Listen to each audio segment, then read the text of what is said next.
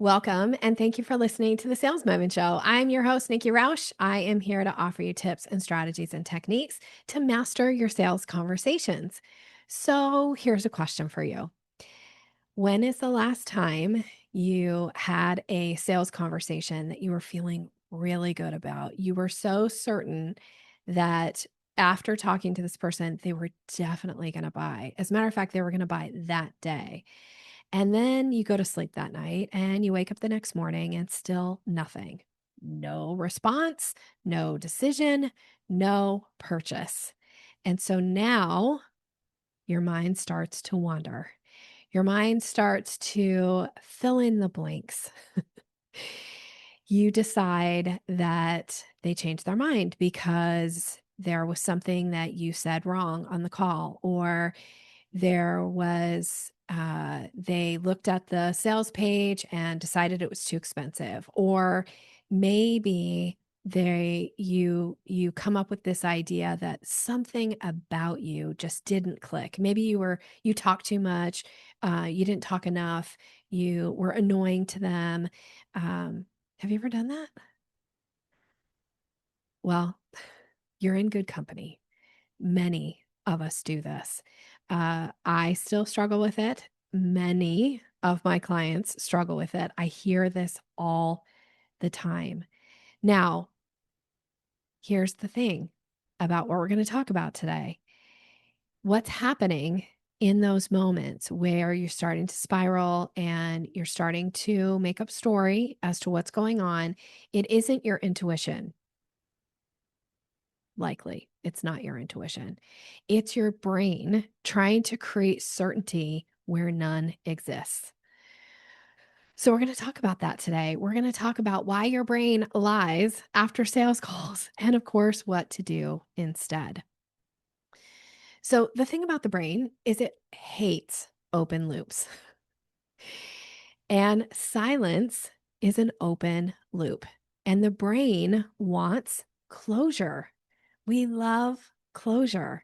This is one of the reasons we love stories, right? This is one of the brilliant things about being able to tell a story as a sales tool, because a story has a middle, or excuse me, has a beginning, a middle, and an end. Closure. Our brains love closure. But the thing about it is when we don't get it, when we get silence instead, then discomfort happens. And I hear this week after week after week with clients, in coaching calls, in my Voxer messages with clients, in the society group members, their posts that they have, the questions that they bring into the different situations. They start to go like, they'll ask me for, what should I do now? And I can just read in the story or hear in the story how much of this their brain has made up. They start giving me reasons as to maybe why this person hasn't responded. But they don't actually know that. Like, you don't actually know that. It's your brain seeking clarity. And the thing about this, like, why do we do this, is because assumptions often feel safer than questions. But the problem is that stills clarity. If you don't ask questions, you don't have clarity. And your brain wants clarity and your brain wants closure. So, this is known as cognitive closure. I don't know if you've heard this term before. It's a psychological desire for clear, definite answers and a strong aversion to ambiguity. And this leads people to form quick judgments. And the thing about judgments is once we've made it, we often want to stick to it, even if it means that we're missing better information that would allow for us to come to a different conclusion. It's this drive that we have for certainty, for order, for predictability. It's this high need that we have. But the thing about it is it hinders sales conversations. It hinders your ability to be creative. it hinders your ability to like seek additional information because you've already decided. I can't tell you how many times over the years where people will say to me, like, I feel like I probably should have followed up, but it's probably too late now. So I just won't. I'm like, wait, wait, no, let's back that up. Let's check into this conclusion that you've come to, this cognitive closure, because your low need for comfort without complexity, it steals your opportunity for exploration. It steals the opportunity for you to really seek that clarity that is going to make a difference. Because the fact of the matter is sometimes the answer will be no. And the person may have changed their mind, but you deciding it before them telling you it isn't to your benefit. And again, I have example after example of clients that will ask me about following up, and then I'll give them this, okay, so here's the language, follow up, let's see what they say. And then we get back on the call. How did it go? What happened? And they're like, oh, um, they ended up going out of town for 2 days and just forgot to register for the program. They're all signed up now. And it's like, almost like, it wasn't a big deal, but they were like freaking out before they did this follow-up. Like they were like, oh, they're never going to buy, making up all these stories. And so the reason I'm sharing this episode is one, to reaffirm for you that if you find yourself doing this, like you're not crazy. There's nothing wrong with you. It's just your brain doing what it's wired to do, which is wanting closure and sometimes making it up for you instead of allowing you to actually get a real answer. So, here are some key aspects for you to start to recognize when this is cognitive closure coming up and your brain is like driving you to make up a story as to what really happened. Okay, so one aspect of it is there's an urgency to it, it's a drive to reach a conclusion quickly. So, you'll seize any early information.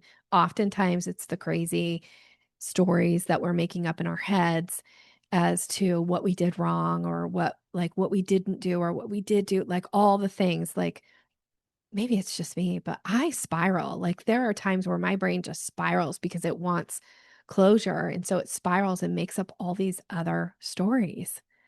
Is it just me? I know sometimes I think seek professional help, Nikki. I have, by the way, quite a bit. So, like, spiraling, it happens. Okay, the other thing is a key aspect of cognitive closure is freezing. So, once you've like made that judgment call, it's hard to change, and therefore you resist taking any action that might contradict the evidence that you have. And so you can see how just even hearing that, like, that's probably fairly limiting. Um, Another key aspect is discomfort with ambiguity. Like, this is a hard one, I will say for me. It's a strong dislike for uncertainty, confusion, or unresolved questions. So we just want to get a decision. We just want it to be over. We just want like that. That's your brain in this cognitive closure, like really desiring this. So again, when you can start to recognize what's going on, that your brain is trying to satisfy you, but it doesn't mean that it's kind of like empty calories, right? Like sometimes when you're really hungry, anything will do just because you're just like, give me anything right now.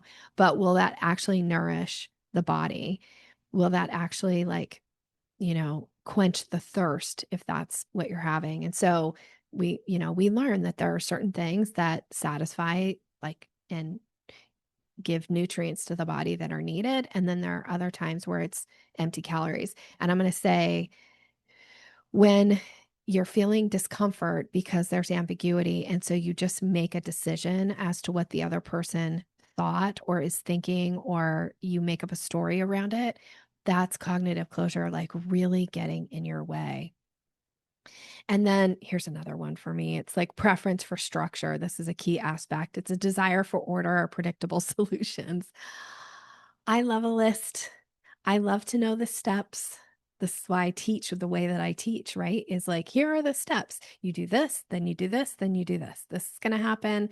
Like, here's how you handle this in this situation. Like, that makes sense to my brain. It's so satisfying. And yet, sales is not that predictable. And that's because you're selling to people, and people are not that predictable. Even though there's a part of you right now that's saying, like, no, Nikki, people are totally predictable. But if you start like having some awareness around this is my brain wanting cognitive closure. So is this actually to my benefit and to the benefit of my business? And or should I investigate further? Like what else can I do here without going to that like first judgment, that like first quick, easy answer? And see what else is possible, what additional information would be helpful that would allow for me to make even better decisions or have better feedback in these particular situations. So what to do instead is you ask questions. That's really it. Like ask questions and get curious. Ask questions of yourself, like, oh, is this my brain just wanting to like get rid of this discomfort as quick as possible? Or do I actually know this to be true? I ask myself a lot of times, like, Nikki, is this true? Sometimes I have a talk with myself in the mirror about things like, is this true? Because it's, I don't know, sometimes I feel like it's easy to lie to ourselves, but if you like really ask that question, is this true? Then your brain starts like looking for real answers. It's like dig a little deeper and go, is this true? So first ask yourself, is this true? This story that you've decided on, is it true? And is it useful? And if not, then I'm going to ask questions of the other person.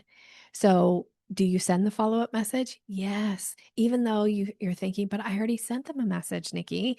And I sent them a message after we got off our call. They said they were going to buy. It's 24 hours later. I haven't heard from them. Do I send them another message? Yes, absolutely.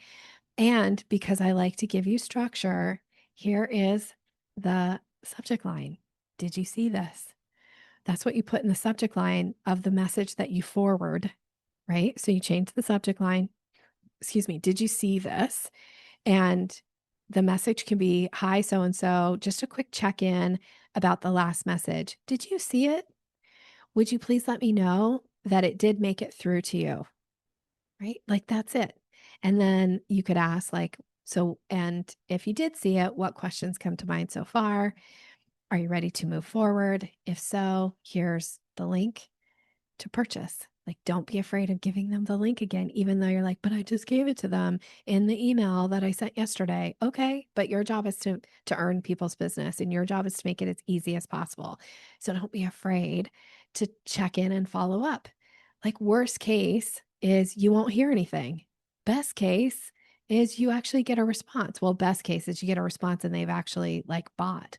But sometimes it takes multiple touches. Not because they don't want to buy from you, but because they're busy, because they've got other things going on. So get out of your own way and don't let your brain lie to you.